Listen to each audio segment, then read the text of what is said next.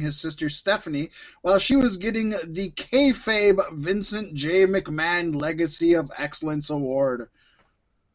Or was that kayfabe?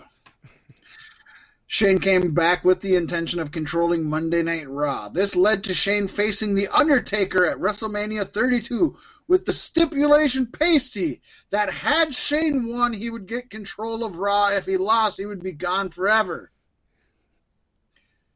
Shane lost, but he got control of Raw anyway. At Payback in June, Vince announced that both Shane and Stephanie would have joint control of WWE.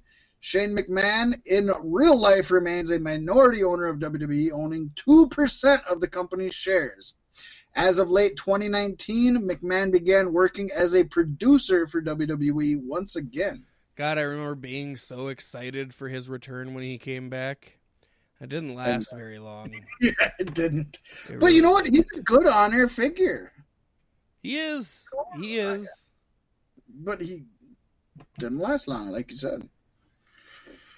I give him credit. His ideas are terrible. I don't know. I give him credit for stepping away from the family business and doing stuff on his own, which he's still kept his toes in, as we mentioned. He's still doing a lot of stuff outside the WWE. And as you mentioned, Paystee, he only owns a percentage of WWE stocks, so I guess I mentioned that, but only 2% of the stock. I sound like you a lot. We hang around too much together. Yeah, definitely. You know what I mean? Yeah. Good old Shane O'Mac. It's like he came back and he dug his knuckles deep down into Stephanie McMahon and gave her the old deep crotch slam, as Danny Hodge would put it. Well, I guess that brings us into this week's Token JRR. Hey, so they're doing lots of deep crotch slams, and I've never heard Jim Ross call it that before, but he mentioned that's because they're going extra deep in here for the slam there, Conrad. Well, the deeper the crotch, the deeper the slam there, pal. You got to get in there deep, and once you get within the crotch, you grab, you snatch it. You snatch when you get inside the crotch, then bam, in a slam. They call that a deep crotch snatch slam. Danny Hodge, when he showed me the deep snatch crotch slam, you have to go, and it's all in the knuckle when you get in there. It makes a difference. That's who Danny Hodge is. I get it now. See, Paystee, you said you did. Never heard of Danny Hodge before. Now you know. He was the inventor of the deep crotch slam, and you gotta get the knuckles in there.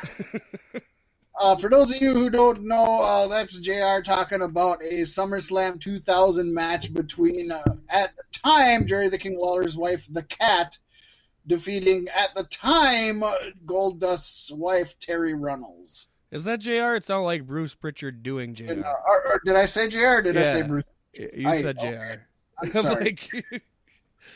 JR must have had one too many Moscow mules that day or something. Then. For the right.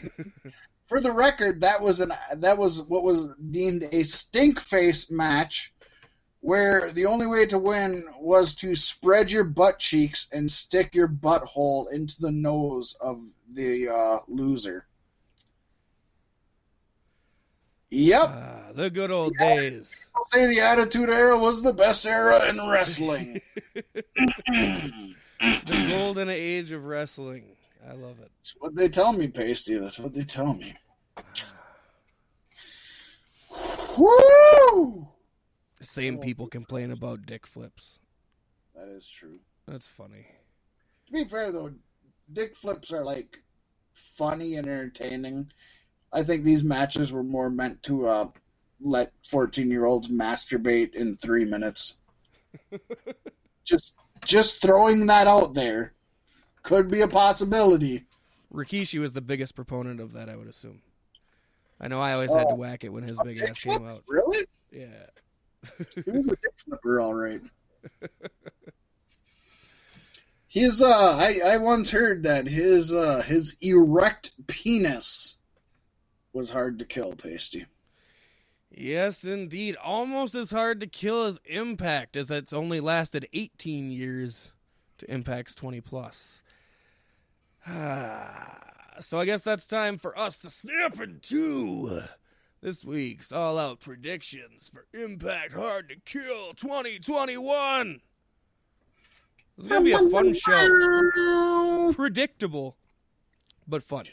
It seems predictable, but of course this is 2021, Paystee, and I think nothing's predictable at this point. Holy and shiz night. With that being said, we're going to start off with a pre-show. We see Josh Alexander of the North taking on Brian Myers, formerly of WWE. I'm sure he left WWE's mid-card to join Impact's pre-show. That's great, isn't it? Hey, it exists. You got to start somewhere, I guess. And you got to end somewhere. I mean, I'm sure Scott D'Amore looked at his win-loss record when he came over from WWE, and he's like, you're in Dreamer's locker room. I ain't even gonna lie. I love that you name dropped Scott D'Amore, buddy. Yeah, I'm getting good at this stuff. He's a good character. I like he's fucking awesome. He was an amazing. I like him better than Don Callis. I'll tell you this. Actually, I don't like him better than Don Callis, but that's just this. Little known fact. Do you remember? I know you were young at the time. You didn't watch a lot of early '90s WWE. There was a pro wrestler called The Goon, who was basically he was a hockey player. Do you remember him at all or no? I think vaguely, yes. Okay, well, anyways, Scott D'Amore actually created the Goon while he was wrestling up in Canada. He sent out a tape to WWE talking about wanting to get a job there, gave him a tape of his character and everything like that. And 3 months later, the fucking Goon appeared, but it wasn't Scott D'Amore. It was some random guy who didn't have a gimmick before that. So lesson to everybody who has a great gimmick on the indies, don't just fucking give it away to WWE. Yeah. No. But we have here Josh Alexander of the Northern Brian Myers, formerly Kurt Hawkins. Paystee, where do you see this sliding? I think we're thinking on the same page relatively, because he didn't do anything in WWE, so that means he has to do something here, or he should have just stayed there making more money. I'm picking Brian Myers. See, I'm also looking at it as Ethan Page is officially no longer contracted to Impact, although he's not contracted anywhere else anymore. So we know we're losing one half of the North. Well, we don't know we're losing. We may lose a half of the North in Ethan Page. I hope we don't, because they're the FTR of Impact. I mean, I would love to see FTR versus the North. Oh my gosh, it's like the Brainbusters versus the Varsity Club. I'd like that, or I'd like the North to go to NXT and take on DIY. Oh, any of the combination of those three is fucking money, money, money, money. Yeah. But with that being said, I agree. I'm going to say Brian Myers wins this. It's a pre-show. It really doesn't matter. But, yeah, you got a former WWE guy. I guess you push him. You gotta. I mean, especially he's on the pre-show. Like, you gotta at least give him the win at that point. You would hope. We'll see. Gosh, I mean, and if Ethan Page is going somewhere, which we're going to talk about in just a moment, Josh Alexander has to kind of reboot his character anyway. So this would be a great way to catapult that reboot. You know. Yeah.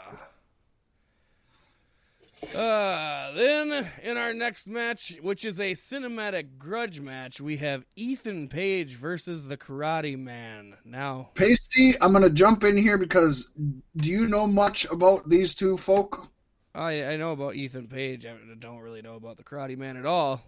Okay, so I'm going to, before we go any further, I'm just going to let you know. Karate Man is Ethan Page's alter ego, so they're one and the same. They're the same person, but they're like Hurricane and Shane Helms, or Mick Foley and Mankind, or Manic and TJP. Yeah, or Manic and 17 other wrestlers.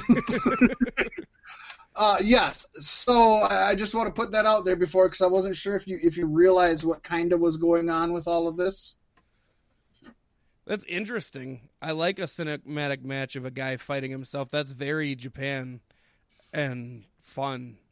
And a very good use of cinematic match. Yes. If it's done right. I hope it's super hokey, though, too, at the same time. So with that being said, I'm going to say that Ethan Page is leaving. The Karate Man gimmick we don't know Ethan Page is leaving. Ethan Page is no longer contracted. The Karate Man gimmick can stay no matter what, whether Karate Man comes or goes with Ethan Page. I think he does the honors going out if he goes out. I'm going to go with the Karate Man takes Ethan Page in the cinematic grudge match. I just like how Ethan Page's time with the company is up, and he's like, there's one last thing I want to do. I want to fight myself. Right? I would never expect this out of the North. It's crazy. It's so crazy. Yeah, it's very on the North, right? The Good Brothers showed up and got everybody drunk. That's all this says. We love it. Oh, it's great. What do you I'm going with the Karate Man just because he's the Karate Man. Oh, he's the fucking Karate Man. Following that, Paystee, we have an X Division Championship 3-way. We have Manic defending his X Division title against Chris Bay and the former champion Rohit Raju. Yes. I'm excited for this one. Especially since I think they had TJP and Manic in the same place at the same time in the last couple of weeks. I could be mistaken because I haven't watched. No, they have. That's I like it. It's one of the things about Manic and Suicide both, which apparently are now both characters, which threw me off guard for a moment, because originally they were Suicide, then they changed the name to Manic, and now there's both Suicide and Manic, and now I'm like, I don't even know who the fuck's under any of those masks. What's going on? It's crazy because it makes me wonder, like, is there going to be more than one Manic in this match? You know what I mean? Right? They could do that. They can. Do that. I like TJP, and I think he's Manic, at least. Yeah. Yeah, I think he's going to play Manic on this pay-per-view 100 because he's going to put on an awesome performance. Hello. Yeah. I think it's time to give it to Chris Bay, though. He is the shit. You know, Paystee, how can you... You said he's the shit. How can you shit on Chris Bay, honestly? You can't. Amazing fucking wrestler, obviously. But I'm going to go out on a limb here. Maybe a limb, maybe not a limb. I don't know. I'm going to go with Manic. Number one, he just recently got the title from Rohit Raju, which was TJP, who was under a mask, who couldn't wrestle for it in the first place, who now has it, who can only defend it as Manic because TJP can't have it. Yeah, I guess kind of. There's a huge storyline here, and I don't think now's the time to disrupt that. So I'm going to say that Manic keeps it until something goofy like I'm going to assume Rohit Raju demands a Manic versus TJP match or something like that. I don't know. Yeah. And then my guess would be that Rohit Raju beats the fuck out of whoever is portraying Manic in the backstage, puts on the Manic costume, and then beats TJP and is the champion. I don't know. I mean, that's the great thing about these masked characters like the Conquistadors in the old school WWE or Mr. America in the 2000s when it was Hulk Hogan and shit like that. It's like, not only are they masked, but it's wrestling, so anything can happen. Mm-hmm. But yeah, I'm sticking with Manic. I don't think now's his time. I was originally going to go with Manic, but then I realized this pay-per-view we're seeing very eye-to-eye on across the board. So I had to make a couple of snap decisions. Seem like that, didn't it? Yes, it did. I'm like, this can't be. There's got to be at least a couple that are different. Right. But I like that. Because these are uncertain times, and it's nice to have something that's somewhat predictable. Yes. Yeah, so I'm sticking with Chris Bay. I think